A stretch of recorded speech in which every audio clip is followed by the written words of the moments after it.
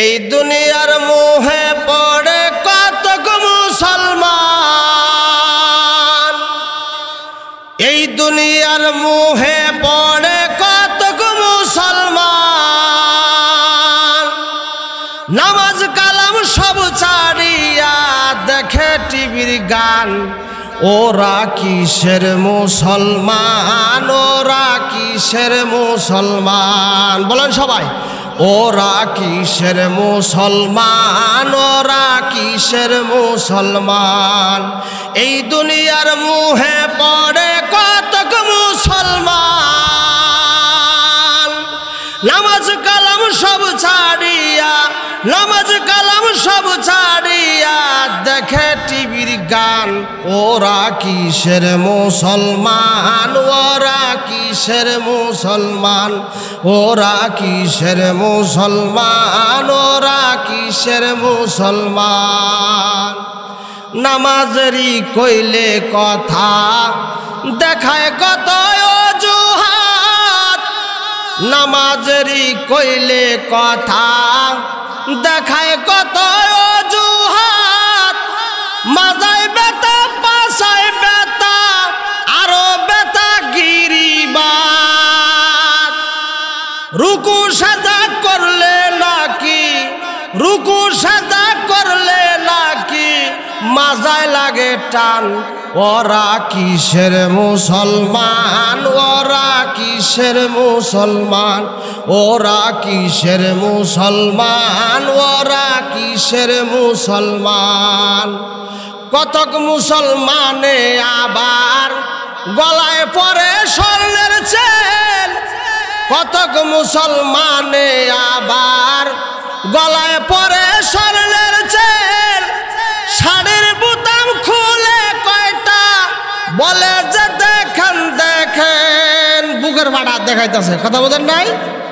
কতক মুসলমানে আবার গলায় পরে স্বর্ণের চেন। শাড়ির বুতাম খুলে কয়টা বলে যে দেখেন দেখেন। স্বর্ণ হারাম পুরুষেরই, স্বর্ণ হারাম পুরুষেরই হাদিসে প্রমাণ। ওরা কিসের মুসলমান, ওরা কিসের মুসলমান? ওরা কিসের মুসলমান, ওরা কিসের মুসলমান? হোটেল রেস্টুরেন্টের ভিতর আজ কিন্তু দেখা যায়, হোটেল রেস্টুরেন্টের ভিতর ঢুকলে আজ কিন্তু দেখা যায় ডান হাত রেখে বাম হাতে যে কতক লোকে নাস্তা খায়। কথা ঠিক না ঠিক? হোটেল রেস্টুরেন্টের ভিতর ঢুকলে আজই দেখা যায় ডান হাত রেখে বাম হাতে যে কতক লোকে নাস্তা খায়। হাদিসেতে বলছে এদের, হাদিসেতে বলছে এদের বন্ড শয়তান। ওরা কিসের মুসলমান, ওরা কিসের মুসলমান? ওরা কিসের মুসলমান, ওরা কিসের মুসলমান? এই দুনিয়ার মুহে পড়ে কতক মুসলমান। নামাজ কালাম মার বাইরে আমার বন্ধুরা আমার, আল্লাহ রাব্বুল আলামিন এই কথাটা সূরাতুল বাকারার 27 নম্বর আয়াতে আল্লাহ রাব্বুল আলামিন পরিষ্কার করে দিয়েছেন। আমার বন্ধু, আল্লাহ রাব্বুল আলামিন সূরাতুল বাকারার 27 নম্বর আয়াত। ভাইয়েরা আমার, বন্ধুরা আমার, আপনাদের বাড়িতে যদি কোরআন শরীফ থাকে, আজকে যখন মাহফিল শেষ করার পরে বাড়িতে পৌঁছে যাবেন, ওই যে সুকেশের উপর কোরআন শরীফটা আছে, আল্লাহ রাব্বুল আলামিনের মহাগ্রন্থটা আছে, চুমু দিয়া ওই মহাগ্রন্থটা সুকেশের উপর থেকে বের করে আপনি সূরাতুল বাকারাটা খুলবেন। এই সূরাতুল বাকারার 27 নম্বর আয়াতটা আপনি একটু ব্যাখ্যা বোঝার জন্য চেষ্টা করবেন, অনুবাদ বোঝার জন্য চেষ্টা করবেন, তাহলে আপনার অন্তরের চোখ একেবারে খুলে যাবে। বলেন সুবহানাল্লাহ। আল্লাহ আল্লাহ রাব্বুল আলামিন সূরাতুল বাকারার 27 নম্বর আয়াতে আল্লাহ ডাক দেয়া বলেন, আল্লাযীনা ইয়ানকুদুনা আহাদাল্লাহি মিন বা'দি মিসাকি ওয়া ইয়াকতাউনা মা আমারাল্লাহু আন ইউসাল ওয়া ইউফসিদুনা ফিল আরদ উলাইকা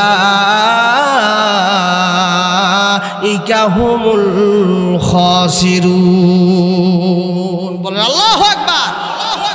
আল্লাহ রাব্বুল আলামিন বলেন, বান্দারে আমি তোমাকে রূহের জগতে কথা দিয়েছো, আমার কাছে ওয়াদা করেছো, অঙ্গীকার করেছো, বান্দা তুমি আমাকে রব হিসাবে মানবা। এই রবের প্র্যাকটিস দুনিয়ার জিন্দেগির ভিতরে আসার পরে তুমি রবের প্র্যাকটিস করবা, রবের উপর ইস্তেকামত থাকবা, রবের হুকুমের উপর থাকবা, রব চাহি জিন্দেগি তুমি দুনিয়ার ভিতরে গঠন করবা। কারো মন চাহি জিন্দেগি তুমি দুনিয়াতে গঠন করবা না, রব চাহি জিন্দেগি তোমার দুনিয়াতে পরিচালনা করতে হবে। এই ওয়াদা রূহের জগতে আমার কাছে তোমরা দিয়ে এসেছো বান্দাবান্দি। তোমরা যদি এই প্র্যাকটিসটা করতে না পারো, রবের ওয়াদার উপর যদি তোমরা ইস্তেকামত থাকতে না পারো, রবের ওয়াদা যদি তোমরা ঠিক রাখতে না পারো, আল্লাহ রাব্বুল আলামিন বলেন, আল্লাযীনা ইয়ানকুদুনা আহাদাল্লাহি, যারা আল্লাহর ওয়াদা ভাঙে, যারা আল্লাহর ওয়াদা ভঙ্গ করে, আল্লাযীনা ইয়ানকুদুনা আহাদাল্লাহি, যারা আল্লাহর ওয়াদা ভঙ্গ করে, আল্লাহর কাছে প্রতিশ্রুতি দেওয়ার পরে ওই প্রতিশ্রুতি রক্ষা করে না, ভঙ্গ করে, আল্লাহ রাব্বুল আলামিন আয়াতের শেষে বলেন, উলাইকা হুমুল খাসিরুন, আমি আল্লাহ তাদেরকে জাহান্নামে ফেলে দিব। বলেন নাউজুবিল্লাহ। তাহলে সেই রবের প্র্যাকটিস করার দরকার আছে না নাই? কিভাবে করবেন পদ্ধতি জানা আছে কি? পদ্ধতি জানা আমার কাছে আছে, ওই পদ্ধতিটাই আমি আপনার কাছে আজকে বলতে চাই। কিভাবে আপনি রবের প্র্যাকটিস করবেন, কিভাবে রবের ওয়াদাটা আপনি ঠিক রাখবেন, ওই পদ্ধতিটা মুফতি আবুল খায়ের মাহমুদের কাছ থেকে জানতে হবে। আমার বন্ধু, ওই পদ্ধতি শোনার আগে একটা চুল পরিমাণ ডান বামে কেউ নড়াচড়া করবেন না। কথা রাজি আছেন কিনা? আমার বন্ধু, ওই পদ্ধতিটা আমি বলে দিব, যেই পদ্ধতিতে আপনি রবের ওয়াদা ঠিক রাখতে পারবেন, কবরের সওয়ালের জবাবকে আপনি সঠিকভাবে দিতে পারবেন। আমার ভাই, যদি আপনি পদ্ধতিটা জানতে পারেন গো, জান্নাতে যাওয়া পানির মতো সহজ হয়ে যাবে। বলেন সুবহানাল্লাহ। এর আগে জানতে হবে, আমরা ওই যে রূহের জগতে আল্লাহ পাক বলেন, আমি যে তোমাদের রব, এই অঙ্গীকার তোমাদের দিতে হবে, এই ওয়াদা তোমাদেরকে দিতে হবে। এবার আপনাদের কাছে আমি একটা প্রশ্ন করতে চাই, আমার বাবাজিরা, আল্লাহ রাব্বুল আলামিনের তো গুণের কোনো অভাব নাই, কুদরতের কোনো অভাব নাই, ক্ষমতার কোনো অভাব নাই, শক্তির কোনো অভাব নাই, গুণ সিফতের কোনো অভাব নাই, আছে কি? আল্লাহ রাব্বুল আলামিনের ক্ষমতারও কোনো অভাব নাই, আল্লাহর গুণেরও কোনো অভাব নাই। কাদেরে কুদরত দারে হার শেখাহি আকুনি, মুর্দারা জিন্দা কুনি, ও জিন্দারা মুর্দা কুনি। আল্লাহ পাক সব কিছু করতে পারেন, এমন ক্ষমতাবান একজন সত্তার নাম হচ্ছে আমার আল্লাহ। বলেন সুবহানাল্লাহ।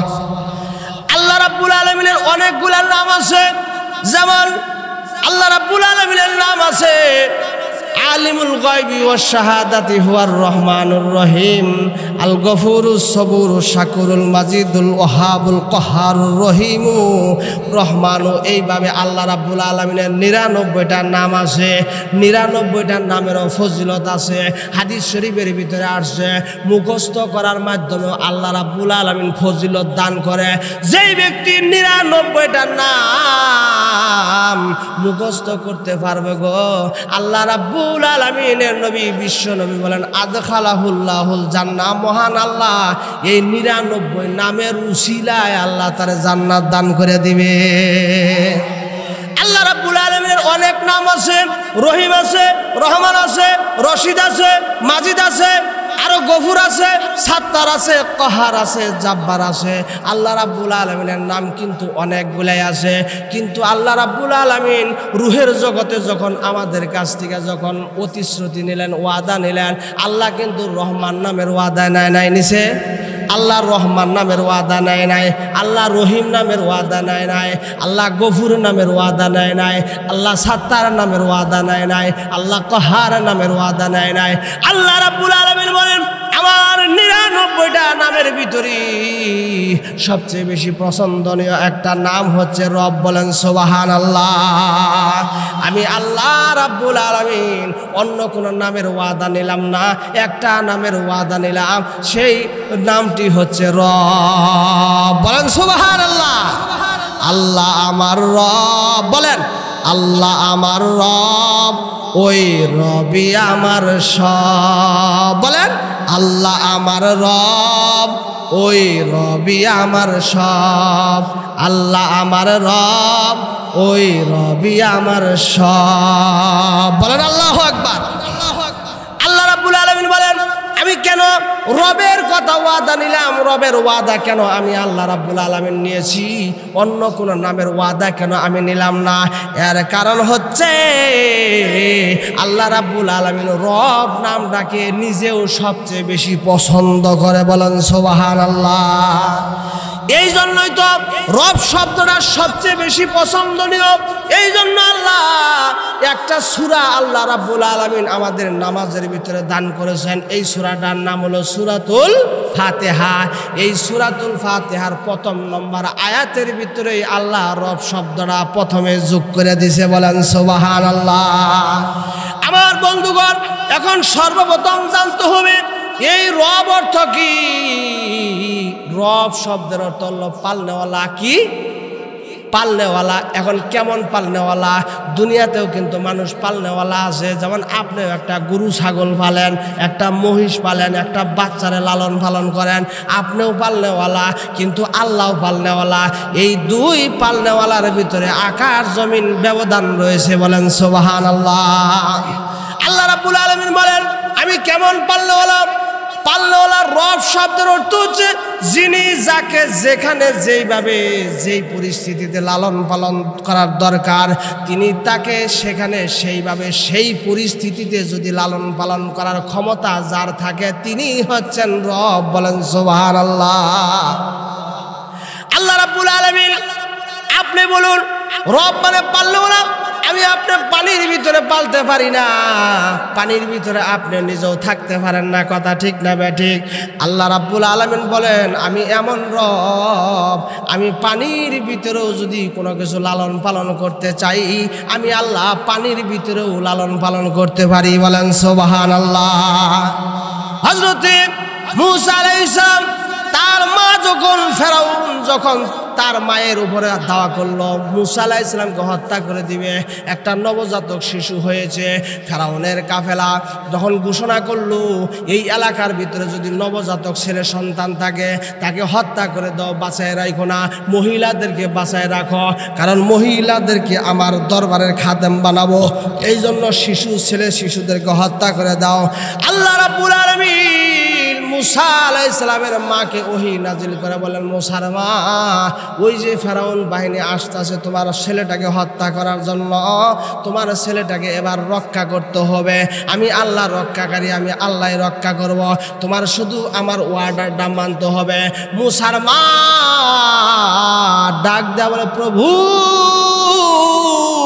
আমার এই সন্তানটাকে এবার ফেরাউনের হাত থেকে কিভাবে বাঁচাই। এবার আল্লাহ রাব্বুল আলামিন বলেন মূসার মা চিন্তার কোনো কারণ নাই, আমি আল্লাহ এমন রব আমি পানির ভিতরে লালন পালন করতে পারি, কোনো অসুবিধা হবে না। এই মূসার মা সামান্য একটা কাঠের বাক্সের ভিতরে নামকা অস্তে কোনো মতে মূসাকে যেন দেখা না যায়, একটা কাঠের বাক্সের ভিতরে নীল দরিয়ার ভিতরে ছাইরা দাও, আমি আল্লাহ পানির ভিতরে মূসা আলাইহিস সালামকে রক্ষা করব। বলেন সুবহানাল্লাহ। আল্লাহ রাব্বুল আলামিন পানির ভিতরে মূসা আলাইহিস সালামকে রক্ষা করেছে। এমনকি তাই নয়, শত্রুর ঘরে ফেরাউনের ঘরেই আল্লাহ মূসাকে লালন পালন করেছেন। কথা ঠিক না ঠিক? পানির এত বড় রব, এত বড় শক্তি, এত বড় পাওয়ার আমার আল্লাহর। আরেকটা কোরআন থেকে আমি উদাহরণ দেই। আমাদের একজন পয়গাম্বর ছিল, আল্লাহ রাব্বুল আলামিনের একজন পয়গাম্বর ছিল। এই পয়গাম্বরের নাম হযরতে ইউনুস নবী, ইউনুস পয়গাম্বর। ইউনুস পয়গাম্বর যখন নিজের এলাকা ছেড়ে অন্য এলাকায় পলায়ন করার জন্য চেষ্টা করলো, ওই যাত্রীর ভিতরে, কিস্তির ভিতরে যখন ইউনুস আলাইহিস সালাম আরোহণ করলো, ওই কিস্তির মানুষেরা কায়দা করে ইউনুস আলাইহিস সালামকে পানির ভিতরে, দরিয়ার ভিতরে নিক্ষেপ করে দিল। এবার ইউনুস নবী দুনিয়া ওই দরিয়ার ভিতরে পইরা অন্ধকার, একে তো রাত্রের অন্ধকার, আবার পানির নিচে, আবার সমুদ্রের গভীরের ভিতরে, আবার একটা মাছ আয়া সঙ্গে সঙ্গে ইউনুসকে গিলে ফেলেছে। এমন অন্ধকার অবস্থা পানির নিচে হযরতে ইউনুস আলাইহিস সালামকে আল্লাহকে ডাক দেয়া বলে, প্রভু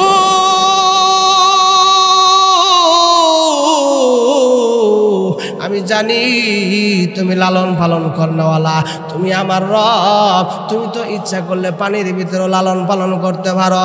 পবিত্র বললেই হবে কি, তুমি তো রব, তুমি তো পালনেওয়ালা, তুমি তো সব কিছু করতে পারো।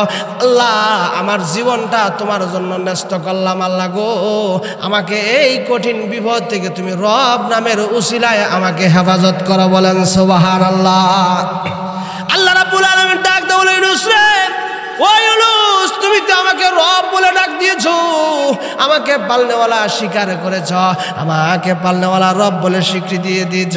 আল্লাহ রাব্বুল আলামিন সমুদ্রের ভিতরে একটা বিশাল বড় মাছ ছিল, ওই মাছটাকে আল্লাহ রাব্বুল আলামিন ডাক দেওয়া বলে, মাছ, ওই যে আমার সামনে ওই নদীর ভিতরে, সাগরের ভিতরে আমার পয়গম্বর ইউনুস আমাকে রব বলে ডাক দিছে, আমাকে রব বলে স্বীকার করছে। আর দেরি নয়, ইউনুস আলাইহিস সালামের 3.5 হাত বড়িটা তোর মাছের পেটের ভিতরে আমি আল্লাহ রিজার্ভ ঘোষণা করে দিলাম। রিজার্ভ 40 দিনের মধ্যে কোনো কিছুই হবে না, পচবেও না, গলবেও না। মাছটা ইউনুস আলাইহিস সালামকে আগলে নিল, পেটের ভিতরে ঢুকাইয়া দিল, হজম করতে পারলো না। কারণ ইশারা কার? আল্লাহ রাব্বুল আলামিন ইশারা করছে। কোরআনের ভিতরে তার বর্ণনা আছে, 40 দিন থাকছে মাছের পেটের ভিতরে, আবার সেটা সমুদ্রের গভীরের ভিতরে, আবার অন্ধকার রাত্রির ভিতরে, কিন্তু ইউনুস আলাইহিস সালামের একটা পশম নষ্ট হয় নাই। বলেন সুবহানাল্লাহ। পাল্লাওয়ালা মানে কি? পানির ভিতরে পালতে পারে কি পারে না? আল্লাহ রাব্বুল আলামিন বলেন, শুধু পানির ভিতরে নয়, পৃথিবীর কোনো মানুষ আগুনের ভিতরে কোনো কিছু পালতে পারে না। আমি আল্লাহ এমন রব, আমি আগুনের ভিতরে লালন পালন করার ক্ষমতা আমি আল্লাহর আছে। বলেন সুবহানাল্লাহ। হযরত ইব্রাহিম আলাইহিস সালাম কালেমার দাওয়াত দিছে, লা ইলাহা ইল্লাল্লাহু ইব্রাহিম খলিলুল্লাহ। এক আল্লাহ ছাড়া কোনো মাবুদ নাই। মূর্তি পূজা করা যাবে না, গাছের পূজা করা যাবে না, সূর্যের পূজা করা যাবে না, চন্দ্রের পূজা করা যাবে না, কোনো কিছুর পূজা করা যাবে না। একমাত্র ইবাদত, উপাসনা করতে হবে এক আল্লাহর। বলেন সুবহানাল্লাহ।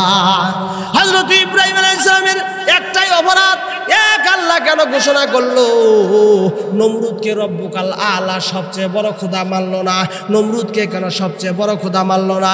এই একটা অপরাধের কারণে, এই কালেমা পড়ার অপরাধের কারণে, কালেমার তাওহীদের প্রচারের অপরাধের কারণে নমরুদ ইব্রাহিম আলাইহিস সালামের জন্য বিশাল বড় একটা অগ্নিকুণ্ড তৈরি করলো। এত লম্বা, এত বড় বিশাল গর্ত খনন করছে। ওই গর্তের ভিতরে একটা চরকি বানাইছে, চরকি দিয়া চরকির উপরে ইব্রাহিমকে চড়াইয়া দূরের থেকে চরকির গোড়াতে যখন নাড়া দিবে, ওই নাড়া দিয়া যেন ইব্রাহিমকে আগুনের মিডল পয়েন্টে মাঝখানে যেন ফেলে দেওয়া যায়, এমন একটা কায়দা করেছে নমরুদ। বিশাল বড় চরকির ব্যবস্থা করেছে। হযরতে ইব্রাহিম নবীকে ওই নমরুদ চরকির ভিতরে চড়াইয়া যখন চরকির গুড়ার ভিতরে গুড়ানি দিছে, গুড়ানি দেওয়ার সঙ্গে সঙ্গে হযরতে ইব্রাহিম নবী দাও দাও করা আগুনের ভিতরে পড়ে গেছে। বলেন নাউজুবিল্লাহ। আল্লাহ রাব্বুল আলামিনকে ডাক দাও, বলে প্রভু তুমি তো আমার রব, তুমি তো আমার পালনেওয়ালা, আমি এমন আল্লাহকে বিশ্বাস করি না, আমি এমন খোদাকে বিশ্বাস করি না যেই খোদা যেই আল্লাহ আমাকে আগুনের ভিতরে লালন পালন করতে পারে না। বলেন সুবহানাল্লাহ। বরং আমি এমন আল্লাহকে বিশ্বাস করি, এমন রবকে আমি খোদা মানি, প্রভু মানি, আমার সৃষ্টিকর্তা মানে, যে সৃষ্টিকর্তা যদি ইচ্ছা করে আমাকে পানির ভিতরেও আজীবন লালন পালন করতে পারে। বলেন আগুনের ভিতরেও লালন পালন করতে পারে। বলেন সুবহানাল্লাহ। হযরত ইব্রাহিম আলাইহিস সালাম আগুনের ভিতরে পড়েছে, আল্লাহকে যখন রব বলে ডাক দিয়েছে, আল্লাহ রাব্বুল আলামিন আগুনকে ডাক দেয়া বলে, কোরআনের ভিতরে তার আয়াতটা লেখা আছে। আল্লাহ রাব্বুল আলামিন আগুনকে ডাক দিয়েছে, কুল্লা ইয়া নারু কুনি বারদাও ওয়া সালামান আলা ইব্রাহিম। হে আগুন, তুমি কার কথা মানো? কয় আল্লাহ তোমার কথা মানি। কয় তোমার সৃষ্টি করছে কারা? কয় আমি। তুমি আল্লাহ আমাকে সৃষ্টি করছ। কয় তাহলে আমার কথা মানবা না, কার কথা মানবা? নমরুদের কথা মানবা? কয় না গো, তুমি তো আমাকে সৃষ্টি করেছ, তুমি যদি ইচ্ছা করো আমাকে পানি বানাই দিতে পারো, তুমি ইচ্ছা করলে আমাকে মাটি বানাই দিতে পারো, তুমি ইচ্ছা করলে আমাকে বাতাস বানাই দিতে পারো। প্রভু, তোমার হুকুম ছাড়া আমি আগুন কারো হুকুম মানি না। এবার আল্লাহ রাব্বুল আলামিন বলেন, কুনি বারদাও ওয়া সালামান আলা ইব্রাহিম। ইব্রাহিমের জন্য এমন ঠান্ডা হয়ে যাও যাতে ইব্রাহিমের জন্য ওই আগুনের কুণ্ডটা ফুলের বাগিচা হয়ে যায়। বলেন সুবহানাল্লাহ। হযরত ইব্রাহিম আলাইহিস সালাম 40 দিন আগুনের ভিতরে থাকলো। 40 দিন পরে যখন আগুন থেকে বের হয়, পৃথিবীর সমস্ত মানুষেরা দৌড়ে গেছে ইব্রাহিম আলাইহিস সালামের কাছে, যায় বলে, নবী গো, আগুনের ভিতরে তো কেউ বাঁচতে পারে না, আগুনের ভিতরে তো কেউ পালতে পারে না, আপনি কেমনে 40 দিন আগুনের ভিতরে থাকলেন? আগুনের ভিতরে কিভাবে থাকা সম্ভব হয়? হযরতে ইব্রাহিম আলাইহিস সালাম ডাক দেয়া বলে, আকে লুতবে খেসরা ইজহারে কারদ বা খলিলস নারে রাগুল যারে কার। হ্যাঁ পৃথিবীর মানুষেরা, তোমরা শুনে রাখো, আমার আল্লাহ এমন রব, আমার আল্লাহ এমন সৃষ্টিকর্তা, এমন পালনেওয়ালা। আমি আমার আগুনের বাইরে যে জীবনটা আমি অতিবাহিত করেছি, এর মধ্যে আমার অনেক দুঃখ কষ্ট গেছে, আমার অনেক যন্ত্রণা গেছে, কিন্তু যেই কয়দিন আমি আগুনের ভিতরে ছিলাম, আমি ইব্রাহিমের মনে হইলো আমি আগুনের ভিতরে নাই, আল্লাহর তৈরি জান্নাতুল ফেরদাউসের মেহমান হয়েছিলাম। আল্লাহ পারে কি পারে না? আল্লাহ সব পারে। দেখে, পৃথিবীতে যখন একটা মানুষ ভূমিষ্ঠ হয়, এরপরে যদি আপনি পানির ভিতরে ডামের মধ্যে রাখে দেন, মানুষটা বাঁচবো? কিন্তু মায়ের পেটের ভিতরে বাচ্চা দাঁড়িয়ে আছে, মায়ের রেহেমের ভিতরে আল্লাহ যে বাচ্চা দানি তৈরি করছে মায়ের রেহেমের ভিতরে, এটা কিন্তু একটা পানি দিয়া তৈরি, কথা ঠিক না বে ঠিক? আল্লাহ কিন্তু পানি দিয়া প্যাকেট করছে মায়ের গর্ভটাকে পানি দিয়ে আল্লাহ প্যাকেট করছে। কারণ পানি যদি মায়ের গর্ভের ভিতরে না থাকে, বাচ্চা কিন্তু পেটে বাসে না, কথা ঠিক না বে ঠিক? আল্লাহ রাব্বুল আলামিন দেখায় দিল, ও পৃথিবীর মানুষেরা, তোমরা জমিনে আসার পর পানির ভিতরে যদি একটা বাচ্চা 2 মিনিট রাইখা দাও, দম বন্ধ হইয়া নিঃশ্বাস বন্ধ হইয়া মারা যায়। আর আমি আল্লাহ মায়ের পেটের ভিতরে যে বাচ্চাটা 10 মাস 10 দিন আমি রেখে দিয়েছিলাম, ওটা সম্পূর্ণ পানি দ্বারা প্যাকেট করা, তৈরি করা। পানির ভিতরে আল্লাহ তাআলা লালন পালন করছে। এই জন্য আল্লাহ রাব্বুল আলামিন বলেন, আমি এমন রব, আমি এমন সৃষ্টিকর্তা। এই জন্য আমি রব নামটাকে সবচেয়ে বেশি পছন্দ করি।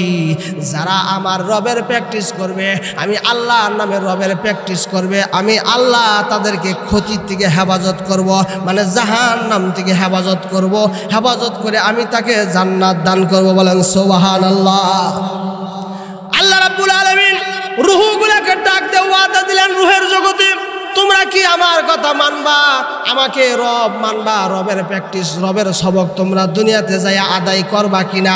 সমস্ত মানুষেরা তখন বলেছিল, হ্যাঁ আমরা অবশ্যই রবের প্র্যাকটিস করব, রব হিসাবে আমরা স্বীকার করব, রব পালন করার পরে আমরা দুনিয়া থেকে আবার ফিরে আসতেছি, এই কথার ওয়াদা আমরা দিয়েছি। হযরত উমর রাদিয়াল্লাহু তাআলা একটা হাদিস বর্ণনা করছে। হযরত উমর রাদিয়াল্লাহু তাআলা বর্ণিত হাদিস, একদিন আল্লাহ রাব্বুল আলামিন আদম আলাইহিস সালাতু ওয়াস সালামকে ডাক দিলেন জান্নাতের ভিতরে। কোথায় বলেন বলেন?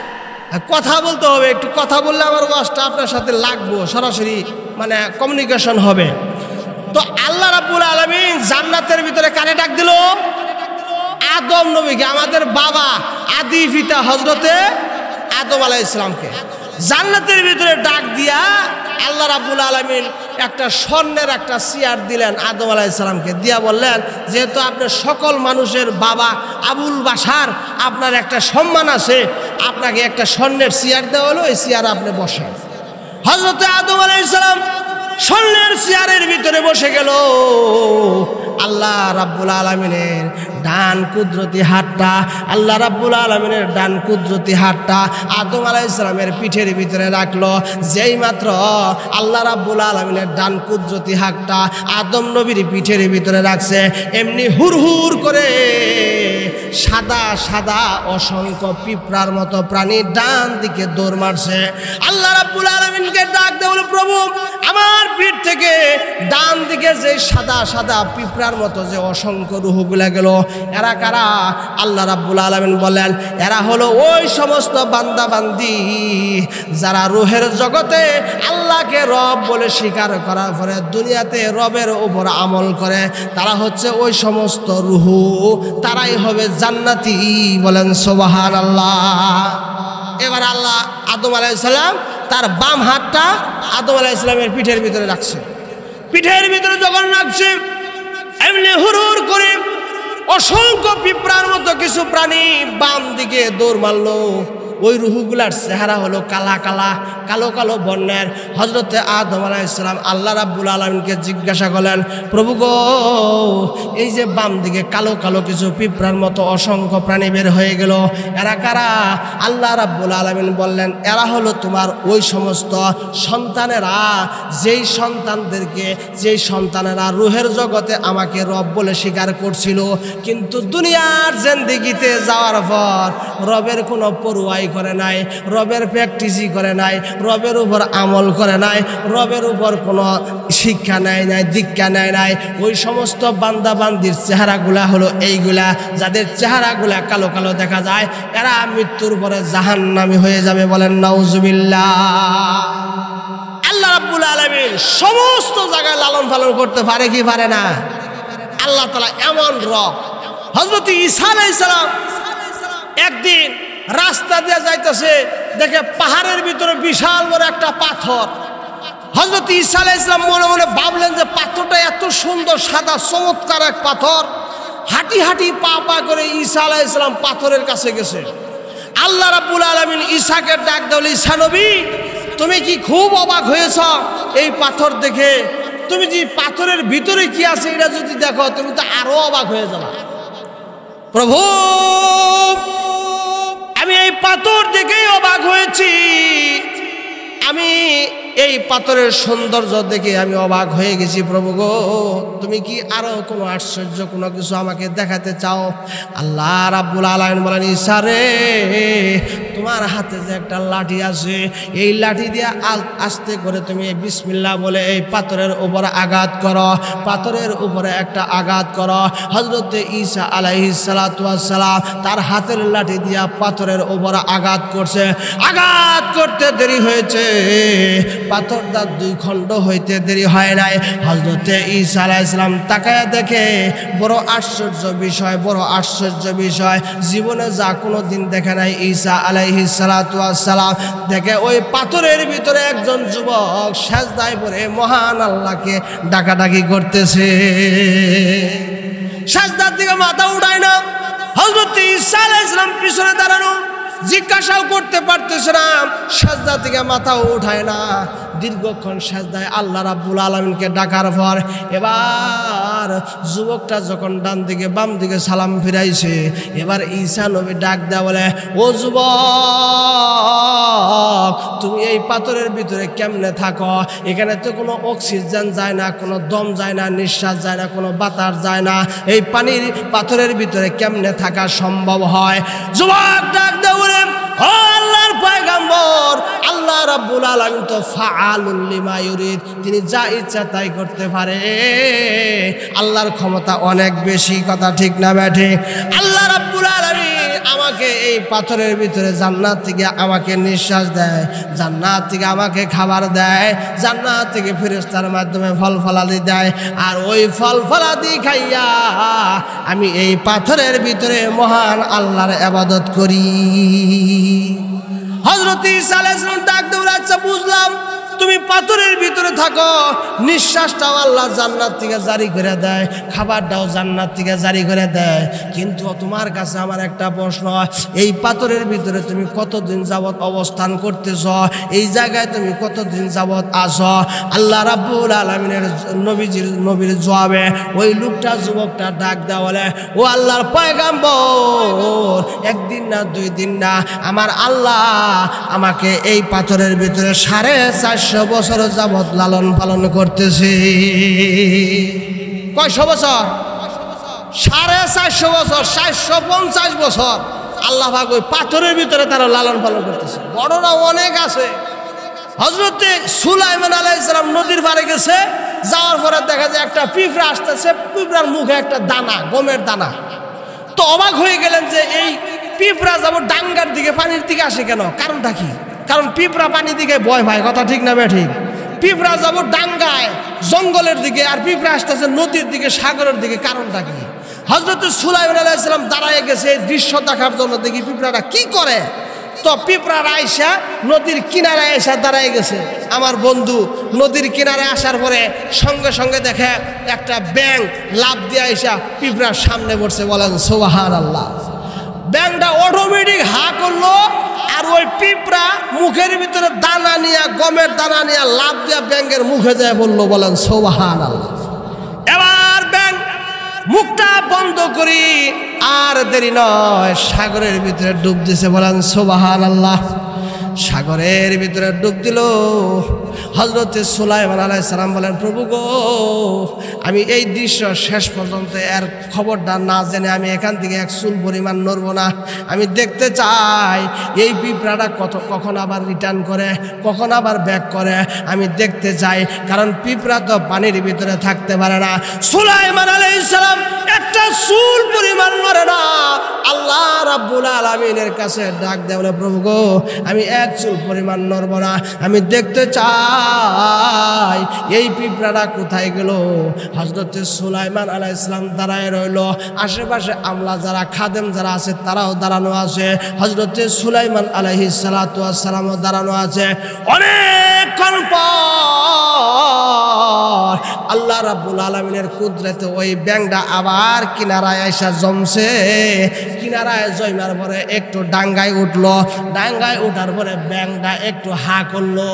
ওই যে পিঁপড়া ছিল ব্যাঙের মুখের ভিতরে, ব্যাঙের মুখের ভিতর থেকে পিঁপড়াটা নেমে আবার জঙ্গলের দিকে রওনা হয়ে গেল। কিন্তু পিঁপড়ার মুখের ভিতরে যে গমের দানা ছিল, এই দানা এখন আর দেখা যায় না। বলেন সুবহানাল্লাহ। সুলাইমান আলাইহিস সালাম আল্লাহকে ডাক দেও, প্রভু আমি কি দেখলাম? সুলাইমান আলাইহিস সালামের পিঁপড়ার সাথে কথা বলতে পারতো কি পারতো না? সুলাইমান আলাইহিস সালামের পশু পাখি ভাষা বুঝতো কি বুঝতো না? সুলাইমান আলাইহিস সালাম সমস্ত জিন্নাতের ভাষা বুঝতো, সমস্ত পশু পাখির ভাষা বুঝতো, বিশেষ করে পিঁপড়ার ভাষাটা আরো বেশি বুঝতো। কথা ঠিক না ব্যাঠি? ডাক দেওয়া বলে, পিঁপড়া একটা চুল পরিমাণ নড়ি নাই, তোর অপেক্ষায় আমি দাঁড়ায় আছি। তোর কাছে আমার প্রশ্ন আছে পিঁপড়া রে, তুই যে সাগরের ভিতরে ওই যে ব্যাঙের মুখের ভিতরে ঢুকলি, তোর মুখের ভিতরে একটা দানা ছিল, এই দানাটা নিয়ে তুই ব্যাঙের ভিতরে ঢুকলি। ব্যাঙটা আবার সমুদ্রের ভিতরে সমুদ্রের ভিতরে যখন ডুব দিল, দীর্ঘক্ষণ পরে আবার তোকে রিটার্ন করে নামায় দিল, তোরে এইখানে ডাঙ্গায় নামায় দিল। কিন্তু আমার কাছে প্রশ্ন, পিঁপড়া তুই ব্যাঙের মুখের ভিতরে ঢুকলি কেন? আবার তোর মুখের উপরে যে দানাটা ছিল, এই দানাটা কোথায়? এবার পিঁপড়া ডাক দেয়, বলে, আল্লাহর পয়গাম্বর, আপনি কি খবর রাখেন না? আপনি তো সারা দুনিয়ার বাদশা, সারা জিন্নাতের বাদশা, সারা পশু পাখির বাদশা। ওগো নবী, আল্লাহ রাব্বুল আলামিন আমাকে একটা ডিউটি দান করেছেন, আমি প্রতিদিন জঙ্গল থেকে একটা করে গমের দানা আমি সংগ্রহ করি। আল্লাহ রাব্বুল আলামিন বলছে একটা করে গমের দানা প্রতিদিন তুই সংগ্রহ করবি, নিজের খাবারটা রেডি করার পরে ওই গমের দানাটা নিয়ে এই সাগরের পারে আসবি। আমি একটা ব্যাংকে রিজার্ভ করেছি, ওই ব্যাংক এসে তোকে বহন করে সমুদ্রের ভিতরে নিয়ে যাবে। সমুদ্রের গভীরের ভিতরে এমন একটা বড় পাথর আছে, ওই পাথর বিশাল বড় পাথর, পাথরের ভিতরে কোনো ছিদ্র নাই, ফাঁকা নাই। যখন ওই ব্যাংকটা পাথরের কাছে যাবে, পাথরটা অটোমেটিক ফাঁকা হয়ে যাবে। পাথরের ভিতরে দুদাতুন আমিয়া, হাদিসের ভিতরে আসছে একটা অন্ধ পোকা আছে, যেই পোকা কোনোদিন চোখে দেখে না, খাবার দেখে না, খাবার সংগ্রহ করতে পারে না, খাবারের কোনো ব্যবস্থা করতে পারে না। ওই পাথরের ভিতরে একটা অন্ধ পোকা আছে, এই অন্ধ পোকার জন্য খাবার সরবরাহ করবে।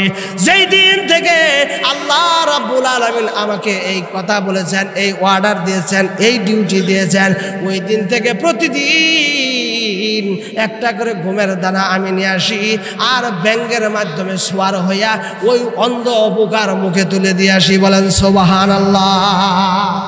আল্লাহ রাব্বুল আলামিন রব, আল্লাহ তাআলা পাল্লাওয়ালা, কথা ঠিক না বে ঠিক? আমার বন্ধুরা আমার, এই রবের প্র্যাকটিস দুনিয়ার ভিতরে যারা করে না, আল্লাহ রাব্বুল আলামিন তাদেরকে আযাব দেয়, আল্লাহ রাব্বুল আলামিন তাদেরকে গজব দেয়, আল্লাহ রাব্বুল আলামিন তাদেরকে জাহান্নামে দিয়া দেয়। এই জন্য ওই রবের প্র্যাকটিস করার দরকার আছে না নাই? আচ্ছা, প্রধান অতিথি একটু সময় নেবেন ইনশাল্লাহ, তারপরে আবার ধারাবাহিকভাবে আলোচনা চলবে। আপনারা থাকবেন না ভাগবেন? কি তরিকা মানলে রব মানা যাবে আর জান্নাতে যাওয়া যাবে, সেই তরিকাটা, পদ্ধতিটা জানার দরকার আছে না নাই? এটা আমি এরপরে বলতেছি ইনশাল্লাহ। এইভাবে যেখানে রেখেছি আপনাদের মনে আছে তো ইনশাল্লাহ? মনে আছে? সকালে বলেন আলহামদুলিল্লাহ, জোরে বলেন আল্লাহু আকবার। আশেপাশে দুষ্ট শয়তান যদি থাকে তারা পলায়ন করুক, শয়তান দূরে সরাই। এজন্য আমরা সকলে বলি আউযু বিল্লাহি মিনাশ শাইতানির রাজিম। জোরে বলেন আল্লাহু আকবার, আরো জোরে আল্লাহু আকবার। আলহামদুলিল্লাহ, যে আলোচনাটা করতেছিলাম, আমাদের সৃষ্টিকর্তা রব, রব ছাড়া আমাদের কোনো জিন্দেগিতে, আমাদের জিন্দেগির কোনো মূল্য নাই। যিনি হলেন রব, তিনি করেন সব, যিনি করেন সব, তিনি হচ্ছেন রব। এজন্য সব জায়গায় রব, সব জায়গায় রব, যেখানে যাবেন সেখানেই রব। তো ওই যে রুহের জগতে আমরা আল্লাহর কাছে ওয়াদা দিলাম, আল্লাহ তোমাকে রব আমরা দুনিয়াতে মানব, দুনিয়াতে রবের উপর ইস্তেকামাত থাকবো, রবের প্র্যাকটিস করব, এই কথা ওয়াদা আমরা দিয়ে আসছি। এখন ওয়াদা যারা মানবে তারা জান্নাতি, আর যারা ভঙ্গ করবে তারা জাহান্নামী। দলিল হলো সূরা বাকারার 27 নম্বর আয়াত। আমার ভাইরা, আমার বন্ধুরা আমার,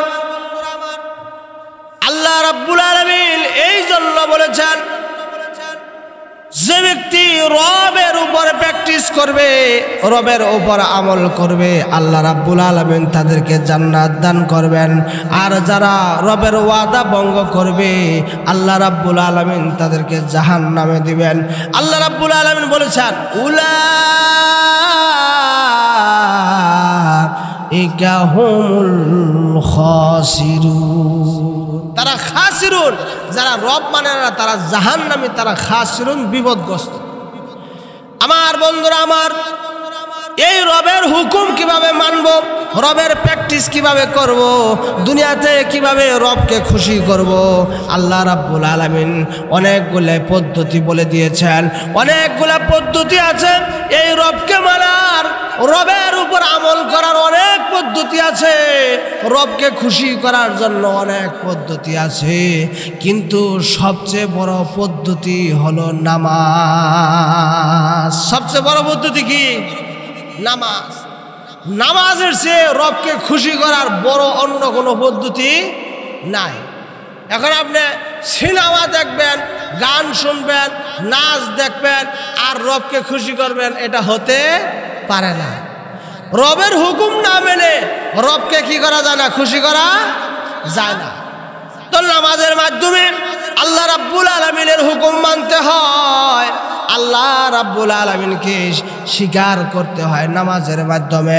নামাজের প্র্যাকটিস যদি আমাদের থাকে, নামাজের আমল যদি থাকে, আল্লাহ রাব্বুল আলামিন ওই নামাজের মাধ্যমে রবের স্বীকৃতি দেওয়া হয়ে যাবে। বলেন সুবহানাল্লাহ। একটু জিকির করি, লা ইলাহা লা ইলাহা। জোরে কন, জোরে কন, যত জোরে তত লেখি, লা ইলাহা।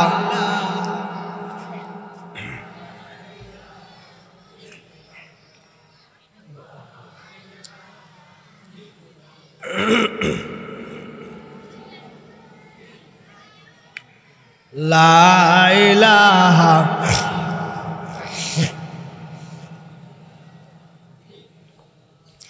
আসমানের মালিক যেই আল্লাহ, জমিনের মালিক সেই আল্লাহ। লা ইলাহা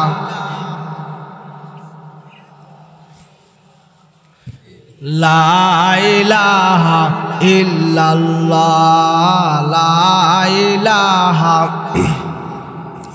লা ইলাহা ইল্লাল্লাহু মুহাম্মাদুর রাসূলুল্লাহ। সকলে বলি সাল্লাল্লাহু। আমার ভাইরা, আমার বন্ধুরা, আমার আল্লাহ রাব্বুল আলামিনের রবের স্বীকৃতি যদি ঠিক রাখতে চাই, রুহের জগতের ওয়াদা যদি আমরা ঠিক রাখতে চাই, তাহলে আমাদের জন্য নামাজের অন্য কোনো বিকল্প নাই। নামাজের মাধ্যমে আপনি রবকে স্বীকার করতে পারবেন, রবের প্র্যাকটিস করতে পারবেন, রবকে খুশি করতে পারবেন। আল্লাহ রাব্বুল আলামিন বলেন, ওয়াসজুদু ওয়াকতারিব, তোমরা সেজদা দাও আর আমি আল্লাহর কাছাকাছি চলে আসো। বলেন সুবহানাল্লাহ। কিভাবে? আপনি ফজরের নামাজ পড়েন, ফজরের নামাজ কয় রাকাত পড়েন? ফজরের নামাজ 4 রাকাত না? 4 রাকাত, 2 রাকাত সুন্নাত আর হলো 2 রাকাত ফরজ। আপনি যখন ঘুম থেকে ওঠার পরে আল্লাহর নাম নিয়া যখন আপনি ঘুমের দোয়া শেষ করে, ঘুম থেকে জাগ্রত হওয়ার দোয়া শেষ করে আপনি উঠে গেলেন ফজরের নামাজ আদায় করার জন্য, নামাজের ভিতরে দাঁড়ায় গেলেন। দাঁড়ানোর পরে প্রথম আপনি 2 রাকাত সুন্নাত পড়বেন। এই 2 রাকাত সুন্নাতের ভিতরে আপনি যখন দাঁড়ায় যাবেন, তখন আপনি সর্বপ্রথম নিয়ত বাঁধার পরে, সানা পড়ার পরে একটা সূরা পড়বেন। যে সূরা ছাড়া কোনো রাকাতই কমপ্লিট হয় না, সেই সূরার নাম হচ্ছে সূরাতুল ফাতিহা। কথা ঠিক না বেঠিক? সূরাতুল ফাতিহা আপনি তিলাওয়াত আরম্ভ করলেন, আলহামদুলিল্লাহি রাব্বিল আলামিন। এখানে রব শব্দ আছে না নাই? রবের স্বীকৃতি আপনি কিন্তু এই সূরার ভিতরে দিয়া দিলেন। এরপরে আপনি যখন কেরাত পড়বেন, কেরাত যখন কমপ্লিট হয়ে গেল, কেরাত যখন শেষ হয়ে গেল, কেরাত শেষ হওয়ার পর আপনি রুকুর ভিতরে যাবেন। রুকুর ভিতরে যাওয়ার পর আপনি 3 বার তাসবিহ পাঠ করবেন। রুকুর তাসবিহ বলবেন সুবহানা রাব্বিয়াল আযীম। বলেন সুবহানা রাব্বিয়াল আযীম। কয়বার? 3 বার। আপনি সূরা ফাতিহার ভিতরে পড়লেন 1 বার, আর রুকুর ভিতরে পড়লেন 3 বার। এখানে রব শব্দ আছে না নাই? রুকুর ভিতরেও রব আছে। তার মানে আপনি বললেন, প্রভু পৃথিবীর ভিতরে যত সময় আছে, যত জায়গা আছে, সবচেয়ে উত্তম জায়গা হলো নামাজের জায়গা, উত্তম সময় হলো নামাজের সময়। প্রভু গো, আমি কিন্তু রুকুর ভিতরে আছি, রুকুর ভিতরে থেকে আল্লাহ তুমি আমার রব, এই রবের স্বীকৃতি আমি দিয়া দিলাম। ওই যে রুহের জগতে তোমার কাছে ওয়াদা দিয়েছিলাম, ওই ওয়াদা কিন্তু আমি রুকুর ভিতরে বাস্তবায়ন করলাম। বলেন সুবহানাল্লাহ। এরপরে 3 বার আর 1 বার 4 বার আপনি যখন সাজদার রুকু থেকে যখন উঠবেন, তখন সামি আল্লাহু লিমান হামিদা বলার পরে আপনি বলবেন রব্বানা লাকাল হামদ। এখানে রব আছে না নাই? এই কয়বার হলো? 5 বার। আবার যখন আপনি সাজদার ভিতরে যাবেন, 2 সাজদার ভিতরে আপনি 6 বার বলবেন। 5 আর 6 কয়বার? সাজদার ভিতরে সুবহান রাব্বিয়াল আলা। তাহলে কয়বার হলো? 6 বার হলো। 1 রাকাতে যদি 6 বার হয়, 2 রাকাতে কয়বার হয়? আর যদি 4 রাকাত, তাহলে কয়বার হবে? 2 রাকাতে কিন্তু কয়বার হবে? 11 বার। আর 4 রাকাতে 22 বার। দিনের শুরুতে আপনি 22 বার আপনি আল্লাহকে রব বলে স্বীকার করলেন, আল্লাহ রাব্বুল আলামিনকে প্রভু বলে স্বীকার করলেন। এবার আসবে জোহরের নামাজ। জোহরের নামাজের 4 রাকাত সুন্নত আছে না নাই? এই 4 রাকাত সুন্নতের ভিতরে যখন আপনি পড়তে যাবেন, এই 4 রাকাতের প্রথম রাকাতে আপনি 6 বার রবকে রব বলে স্বীকার করবেন, আল্লাহকে আল্লাহ বলে স্বীকার করবেন। আবার 2 রাকাতের ভিতরে আপনি 22 বার রবকে রব বলে স্বীকার করবেন। 2 রাকাতের ভিতরে 11 বার, 4 রাকাতের ভিতরে 22 বার আপনি রবকে রব বলে স্বীকার করলেন। আবার আপনি ফরজ নামাজ আছে, ফরজের ভিতরে আপনি 22 বার রবকে রব বলে স্বীকার করলেন। এরপরে 2 রাকাত সুন্নত আছে না নাই? সুন্নতের ভিতরে আপনি রবকে রব বলে স্বীকার করলেন। আবার আসলো আসরের নামাজ। আসরের নামাজ পড়া, আসরের নামাজে সুন্নত যদি নাও পড়েন, তাহলেও 4 রাকাত ফরজ নামাজ আছে না নাই? 4 রাকাতে 2 রাকাতে যদি 22 বার হয়, 4 রাকাতে কয়বার হবে? 44 বার হবে। 4 রাকাতে আপনি 44 বার রবকে রব বলে স্বীকার করলেন। এবার আসলো মাগরিবের নামাজে। মাগরিব নামাজে আপনি 3 রাকাতে আপনি 33 বার রবকে রব বলে স্বীকার করলেন। 2 রাকাতে আপনি 22 বার রবকে রব বলে স্বীকার করলেন। এইভাবে আবার আসলো এশার নামাজ। এশার নামাজের ভিতরে আপনি আল্লাহ রাব্বুল আলামিনকে রব বলে রবকে রব বলে স্বীকার করলেন। এবার আপনাদের কাছে আমার একটা প্রশ্ন, মানুষ যদি মারা যায়, তাহলে এই 5 ওয়াক্ত নামাজের বাইরে কোনো সময় আছে নাকি? অন্য কোনো সময় আছে? মানুষ মারা গেলে হয়তো ফজরের পরে মারা যাবে, তা না হয় জোহরের পরে, তা না হয় আসরের পরে, তা না হলে মাগরিবের পরে, তা না হলে এশার পরে মারা যাবে। এর দ্বারা এশার কোনো সময় নাই।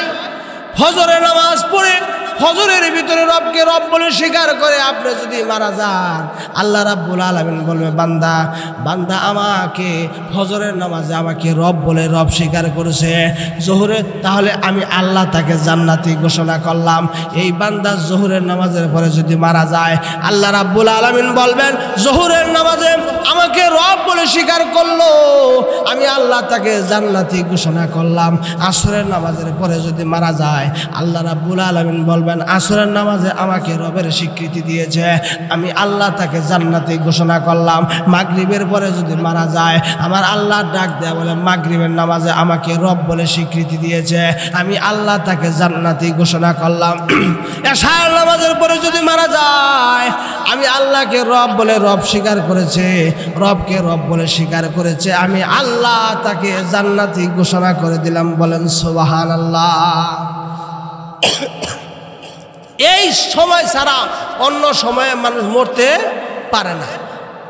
এরপরে নামাজ যখন শেষ, যখন দোয়া করবেন আল্লাহর কাছে, যত দোয়া আল্লাহ রাব্বুল আলামিন কোরআনের ভিতরে শিখাইছে, সমস্ত দোয়ার ভিতরে রব শব্দ আছে না নাই?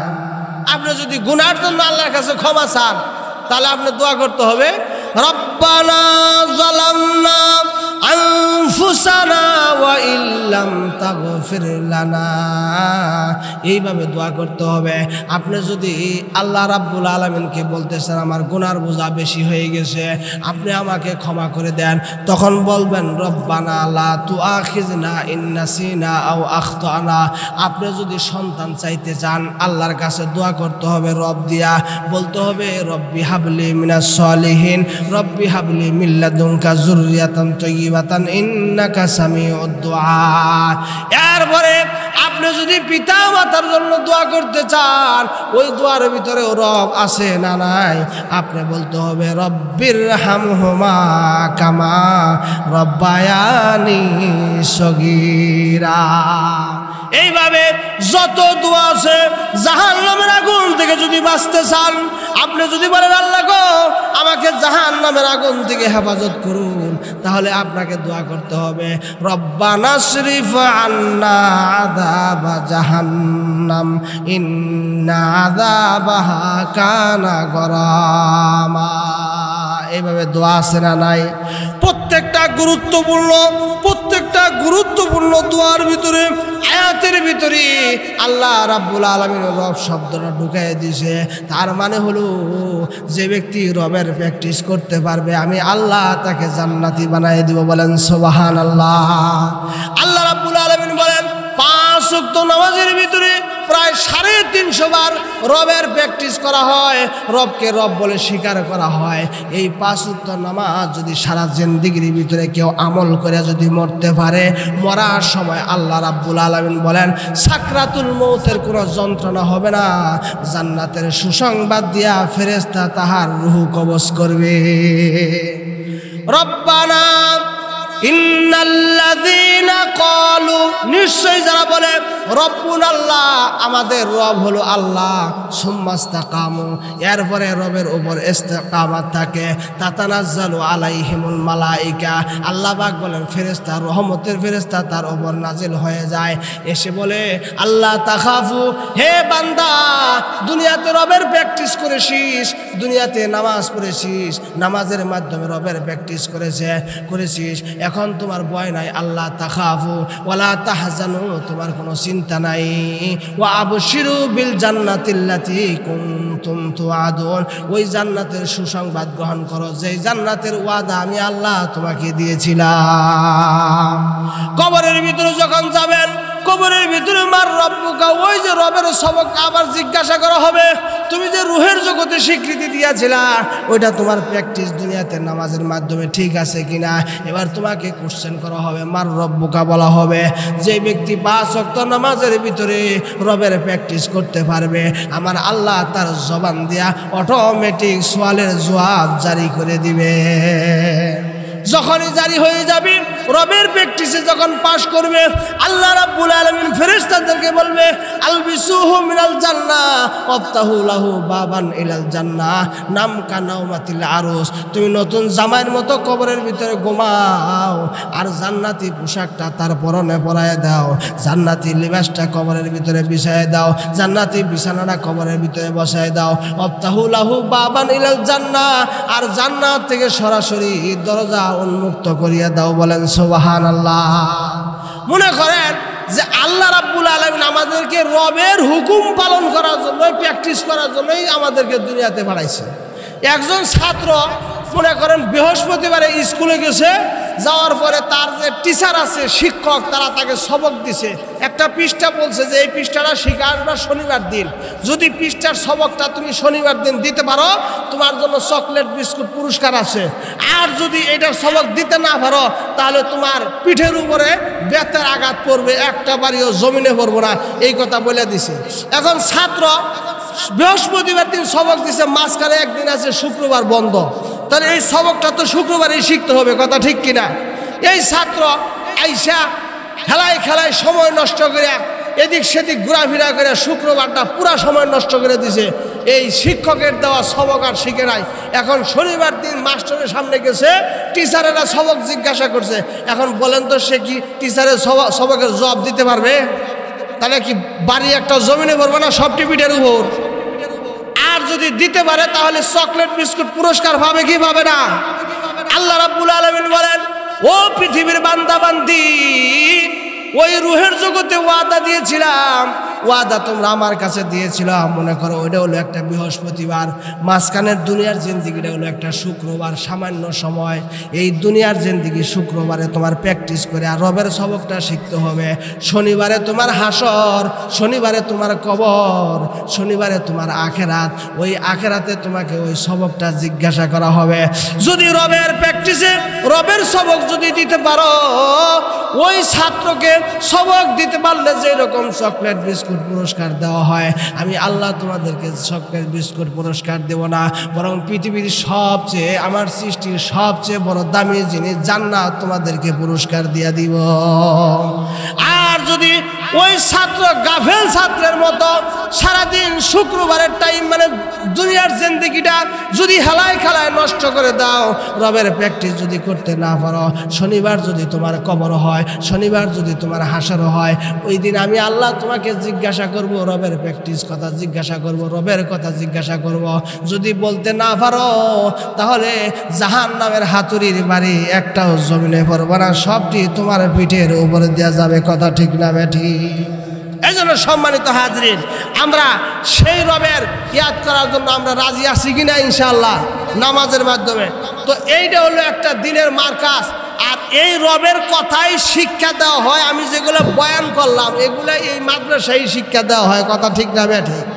তাহলে এই মাদ্রাসার কদর আছে না নাই? এই মাদ্রাসা যদি না থাকে ঈমান থাকবো না, এই মাদ্রাসা না থাকলে কোরআন থাকবো না, এই মাদ্রাসা না থাকলে হাদিস থাকবো না, এই মাদ্রাসা না থাকলে হজ থাকবো না, এই মাদ্রাসা না থাকলে ইমাম পাওয়া যাবো না, এই মাদ্রাসা না থাকলে মুয়াজ্জিন পাওয়া যাবো না, এই মাদ্রাসা না থাকলে আলেম পাওয়া যাবে না, এই মাদ্রাসা না থাকলে হাফেজ পাওয়া যাবে না, এই মাদ্রাসা না থাকলে দ্বীনের দায়ী পাওয়া যাবে না, এই মাদ্রাসা না থাকলে মানুষের অন্তরের ভিতরে আখিরাতের কথাও পাওয়া যাবে না। সার্বিকভাবে মাদ্রাসা ধ্বংস, কোরআন আল্লাহ তাআলা উঠায় নেবে, এলেম দুনিয়ার জিন্দেগি থেকে উঠায় নেবে। পৃথিবীতে যারা বাস করবো সবাই গরু আর ছাগল, একটাও মানুষ না। কথা ঠিক না ঠিক?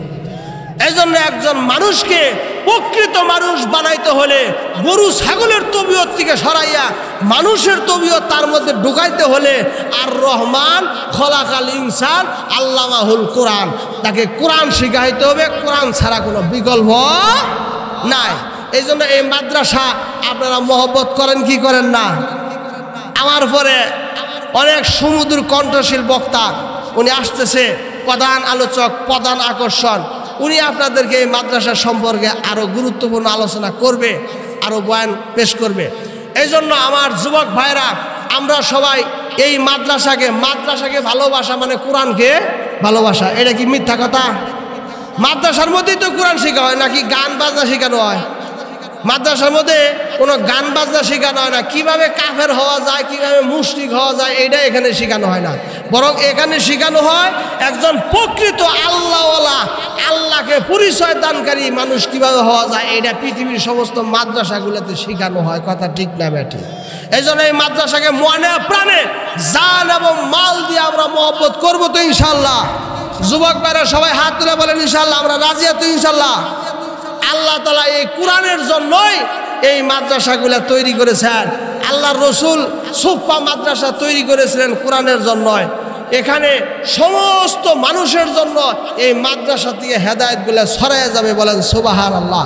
দল মত জাতি ধর্ম বর্ণ নির্বিশেষে, হিন্দু বৌদ্ধ খ্রিস্টান মুসলমান, কামার কুমার জেলে তাঁতি, চাষারু দাবারু, জুয়ারু মদারু মুসারু, গাজারু, doctor master helper contractor driver barrister, রাজরানী চাকরানী, ফকির ফকিরানী, এতিম মিসকিন অনাথ অনাথিনী, পতমরা আদামরা কাঙ্গাল কাঙ্গালিনী, হাবিলদার চকিদার রফাদার জমাদার জমিদার তালুকদার member upper level engineer graduate person officer জজ ব্যারিস্টার উকিল মুক্তার, Awami League BNP Jamaat Islam Jatiya Party Jasad Basad Congress comfort কালা দলা নারী পুরুষ জুয়ান বুড়া মুডা শিকল ধনী গরিব সরমুনা সরসিনা ভুরভুরা উজানিয়া মুকামিয়া আটটসি দেওয়ানবাগি কুতুববাগি বাইশভান্ডারি চন্দ্রপুরী শম্ভুগুঞ্জি এনায়েতপুরি বিড়িঘুর জর্দাঘুর তামাকুর, পৃথিবীর সমস্ত মানুষের জন্য আল্লাহ এই মাদ্রাসার কোরআন দান করেছে। কথা ঠিক না বেঠিক? এখান থেকে তাদের হেদায়েত নিতে হবে। কথা ঠিক না বেঠে? আল্লাহ রাব্বুল আলামিন এই মাদ্রাসাকে মনে প্রাণে, এই কোরআনকে মনে প্রাণে মহব্বত করার তৌফিক দান করুন। সকলে বলি আল্লাহুম্মা আমিন। আমি এইটুকু আমার আলোচনা শেষ করছি। সবাই